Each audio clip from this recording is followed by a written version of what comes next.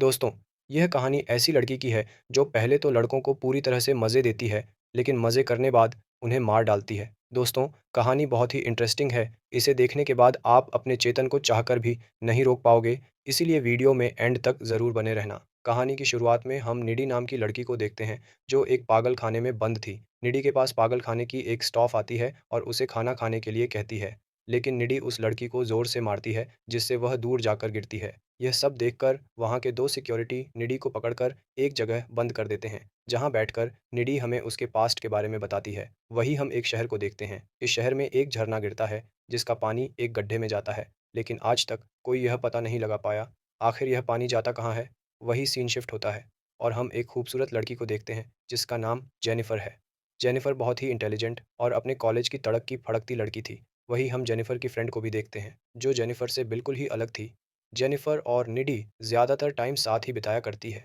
अगले सीन में हम निडी को उसके बॉयफ्रेंड पोप के साथ देखते हैं। पोप और निडी एक दूसरे के ऊपर सवारी करने का मूड बनाते हैं। पप्पू जब निडी की बुलबुल का ढोल बनाने लगता है, तभी वहाँ जेनिफर आ जाती है और उन दोनों का माहौल बिगाड़ देती है। जेनिफर निडी को अपने साथ पार्टी में लेकर चली जाती है। यह देखकर पोपो बहुत दुखी होता है, क्योंकि अब उसे अपने चेतन को खुद से सहलाना पड़ेगा। वही जब जेनिफर और निडी पार्टी में पहुंचती है, तो जेनिफर वहाँ बहुत सारे लड़कों से मिलती है, क्योंकि उन सभी लड़कों ने जेनिफर का ढोल अच्छे से बजा रखा होता है। वही जेनिफर को एक लड़का दिखाई देता है, जो उसी पार्टी में म्यूजिक बैंड बजा रहा था। जेनिफर को वो लड़का बहुत अच्छा लगता है, जिसका नाम रोनी होता है। जेनिफर रोनी से बात करने के लिए जाती है और उसे साथ में ड्रिंक करने के लिए कहती है, तो रोनी भी उसके साथ ड्रिंक करने के लिए हाँ कर देता है। इसके बाद जेनिफर उन दोनों के लिए ड्रिंक लेने के लिए जाती है। तभी रोनी अपने दोस्तों से जेनिफर की बुलबुल के मज़े लेने के लिए बोलता है। वही रोनी की ये सब बातें निडी भी सुन लेती है, इसलिए वो जेनिफर के पास जाकर उसे कहती है, रोनी उसके दोस्तों के साथ तुम्हारी बुलबुल का ढोल बनाना चाहता है, इसलिए तुम रोनी के साथ ड्रिंक मत करना। लेकिन जेनिफर निडी की कोई बात नहीं सुनती और रोनी को के पास चली जाती है। कुछ देर बाद रोनी अपने दोस्त के साथ परफॉर्मेंस देने लगता है। जेनिफर भी मज़े के साथ रोनी को देखने लगती है, लेकिन थोड़ी देर बाद पार्टी में अचानक से आग लग जाती है, जिसे देखकर सभी लोग इधर-उधर भागने लगते हैं। निडी भी जेनिफर को लेकर एक वॉशरूम की खिड़की से बाहर आ जाती है। वो लोग देखते हैं, आग लगने की वजह से वो पार्टी पूरी तरह से तबाह हो चुकी थी। वही रोनी उनके पास आता है और जेनिफर को अपने साथ चलने के लिए कहता है, तो जेनिफर भी रोनी के साथ जाने के लिए मान जाती है। निडी जेनिफर को रोनी के साथ जाने से बहुत रोकती है, लेकिन जेनिफर निडी की एक बात भी नहीं सुनती और उन लोगों के साथ चली जाती है। यह सब देखकर निडी बहुत दुखी होती है। निडी को लगता है रोनी और उसके दोस्त जेनिफर का बहुत ज़ोरदार ढोल बजाएंगे। निडी जल्दी से अपने घर आती है और अपने बॉयफ्रेंड पोपो को कॉल करके सारी बात बताती है। नीडी जब अपने बॉयफ्रेंड से बात कर रही होती है, तभी उसे बाहर से कुछ आवाज़ें आती है। नीडी जब बाहर देखने के लिए जाती है, तो उसे वहाँ कोई दिखाई नहीं देता, इसलिए नीडी अंदर आने लगती है। लेकिन तभी उसके सामने जेनिफर आ जाती है। जेनिफर के मुंह पर खून लगा हुआ था, जिसे देखकर नीडी बुरी तरह से डर जाती है। जेनिफर घर के अंदर जाकर फ्रिज में से कच्चा चिकन निकाल कर खाने लगती है। यह सब देखकर निडी को कुछ समझ नहीं आता। निडी जेनिफर से सब कुछ बताने के लिए कहती है कि उसके साथ क्या हुआ है, लेकिन जेनिफर ज़ोर-ज़ोर से चिल्लाने लगती है और अपने खतरनाक फेस से निडी को डराकर वहाँ से चली जाती है। वहीं अगली सुबह निडी जब कॉलेज जाती है, तो वो जेनिफर को लेकर बहुत परेशान होती है, लेकिन तभी अचानक जेनिफर निडी के सामने आ जाती है। निडी जेनिफर को देखकर हैरान हो जाती है, क्योंकि जेनिफर बिल्कुल ठीक लग रही थी, जैसे जेनिफर के साथ कुछ हुआ ही ना हो। नीडी जेनिफर से पूछने की कोशिश करती है कि उसके साथ क्या हुआ है, लेकिन तभी क्लास में उनके टीचर आ जाते हैं और सभी बच्चों से कल रात पार्टी में लगी आग के बारे में बात करने लगते हैं। जेनिफर उनकी बातों पर हंसने लगती है। यह सब देखकर निडी को कुछ ठीक नहीं लगता, क्योंकि उस पार्टी में बहुत सारे लोगों की जान चली गई थी।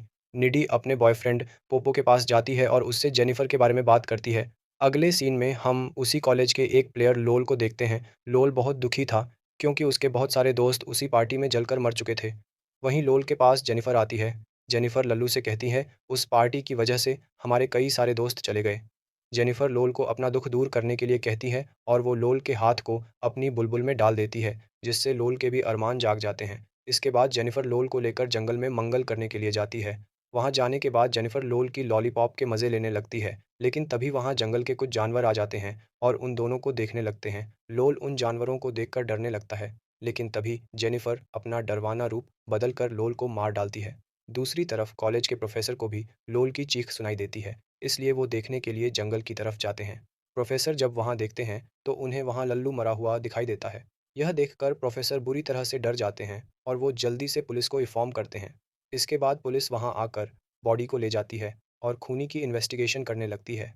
अगले सीन में हम निडी को देखते हैं, जो जेनिफर से कॉल पर बात कर रही होती है। निडी जेनिफर से कहती है, हमारे शहर में इतनी सारी घटनाएं हो रही हैं, मुझे इन सब से बहुत डर लग रहा है। लेकिन जेनिफर को निडी की बातों से कोई फर्क नहीं पड़ता।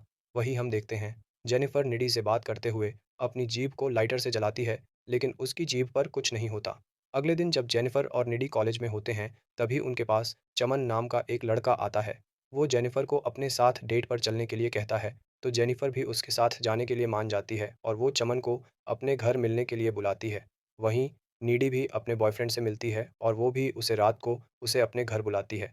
रात के समय हम देखते हैं, पोपो नीडी से मिलने के लिए उसके घर आ जाता है, जहाँ वो दोनों एक दूसरे से कुछ देर बातें करते हैं। इसके बाद नीडी पोप को अपने संतरों को जूस पिलाती है।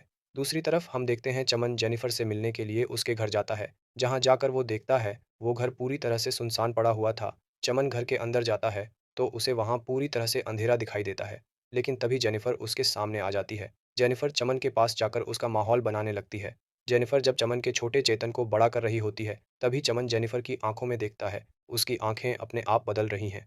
यह देखकर चमन की फट जाती है और वो वहाँ से भागने लगता है, लेकिन जेनिफर उसे पकड़कर बुरी तरह से मार डालती है।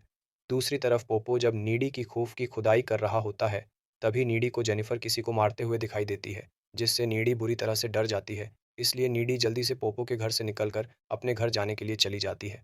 नीडी जब रास्ते में जा रही होती है, तभी अचानक उसके सामने जेनिफर आ जाती है, जो पूरी तरह से डरावनी लग रही थी। नीडी जेनिफर को देखकर बहुत ज़्यादा डर जाती है और वो जल्दी से अपनी कार को वहाँ से भगाकर अपने घर आ जाती है। जेनिफर को इस हालत में देखकर निडी की बुलबुल पूरी तरह से फट गई थी। निडी जब सोने के लिए अपने रूम में जाती है, तो उसे वहाँ जेनिफर दिखाई देती है। जेनिफर निडी के पास आकर उसे गर्म करने लगती है। निडी को ऐसा लग रहा था जैसे जेनिफर के साथ कुछ हुआ ही ना हो।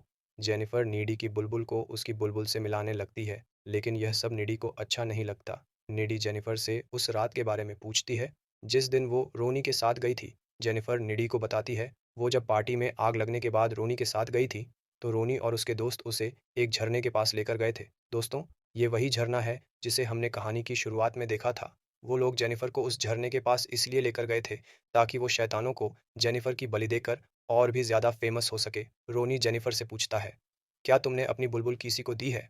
तो जेनिफर डरते हुए उसे मना कर देती है। दरअसल रोनी को बलि देने के लिए एक वर्जन लड़की ही चाहिए थी, इसलिए वो एक चाकू से जेनिफर के पेट पर मारकर उसे उसी झरने में फेंक देता है। इसके बाद रोनी अपने दोस्तों के साथ वहां से चला जाता है। रोनी की जाने के बाद जेनिफर झरने से वापस जिंदा बाहर निकल जाती है, क्योंकि जेनिफर वर्जन नहीं थी। उसने तो कई सारों लोगों का चेतन छक रखा था। जेनिफर जब वहां से बाहर निकलती है, तो उसके ऊपर एक शैतान हावी हो गया था।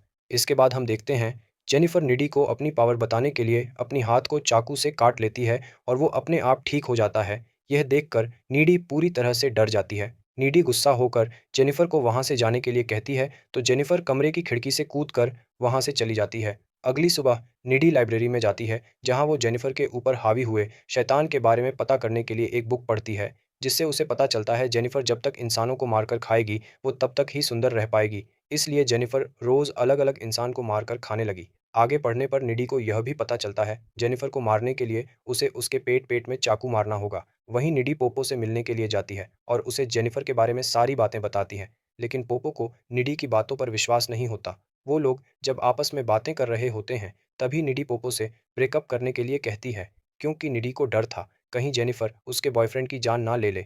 वही कुछ दिनों बाद उनके कॉलेज में एक पार्टी होती है, इसलिए सभी बच्चे वहां जाने के लिए तैयार होते हैं। निडी भी पार्टी में पहुंच जाती है और वो वहां पोप का ढूंढने लगती है, लेकिन निडी को पार्टी में पोप कहीं दिखाई नहीं देता, जिससे निडी को लगता है जेनिफर उसके बॉयफ्रेंड के साथ कुछ गलत न कर दे। वही दूसरी तरफ हम पोपो को देखते हैं, जो पार्टी में जा रहा होता है। तभी उसके पास जेनिफर आती है और वो उसे निडी के बारे में उल्टी सीधी बातें बताती है। जेनिफर उसे कहती है, निडी ने बहुत सारे लड़कों के साथ मज़े किए हैं और वो तुम्हारे साथ टाइम पास कर रही है। यह सुनकर पोप को अच्छा नहीं लगता। इसके बाद जेनिफर पोप को अपनी बुलबुल का पानी पिलाने के लिए जंगल की तरफ लेकर जाती है। वहीं निडी भी पोपो के बारे में सोच सोचकर बहुत परेशान होती है, इसलिए वो उसे ढूंढने के लिए जाती है। दूसरी तरफ जेनिफर पोपो के चेतन को अपनी बुलबुल से मिलवा रही होती है, लेकिन यह सब पोपो को अच्छा नहीं लगता है। पोप जेनिफर से कहता है, मैं निडी को धोखा नहीं दे सकता हूँ। ये सुनकर जेनिफर पोपो से गुस्सा हो जाती है और उसे पानी में गिरा देती है। जेनिफर जब पोप को मारने ही वाली होती है, तभी वहाँ डी भी आ जाती है। डी पोप को बचाने के लिए जेनिफर की आंखों पर स्प्रे कर देती है, जिससे जेनिफर को बहुत गुस्सा आता है और वो निडी और पोपो को मारने के लिए उनके ऊपर हमला करने लगती है। लेकिन तभी पप्पू जेनिफर के पेट में बड़ा से छुरा घुसा देता है, जिससे जेनिफर पूरी तरह से घायल हो जाती है और वो वहाँ से चली जाती है। वहीं अब पोपो भी पूरी तरह से घायल हो चुका था, इसलिए वो वहीं अपना दम तोड़ देता है। यह देखकर निडी बहुत दुखी होती है। निडी अब जेनिफर से बहुत गुस्सा थी और वो उससे पोपो की मौत का बदला लेना चाहती है, इसलिए वो जेनिफर के घर जाकर उसके ऊपर हमला कर देती है। इसी बीच उन दोनों में हाथ-पाई होती है। जेनिफर निडी को काट लेती है, लेकिन निडी जेनिफर के पेट पर हमला करके उसे हमेशा के लिए मार डालती है। निडी को यह सब करते हुए जेनिफर की मुँह भी देख लेती है, इसलिए वो निडी को एक मेंटल जेल में बंद करवा देती है, जिसे हमने मूवी की स्टार्टिंग में देखा था। जेनिफर के काटने से निडी के ऊपर भी वही शैतान हावी हो गया था, इसलिए निडी जेल को तोड़कर बाहर निकल जाती है। वहीं हम कुछ दिनों बाद का सीन देखते हैं, जहां हमें पता चलता है रोनी और उसके पूरे ग्रुप को किसी ने मार दिया है। लेकिन जब सीसीटीवी फुटेज चेक किया जाता है, तो सभी को पता चलता है ये सब निडी ने अपनी फ्रेंड जेनिफर का बदला लेने के लिए किया है। दोस्तों, इसी सस्पेंस के साथ इस मूवी की हैप्पी एंडिंग हो जाती है। दोस्तों, वीडियो को लाइक और चैनल को सब्सक्राइब करना ना भूलें। Thanks for watching.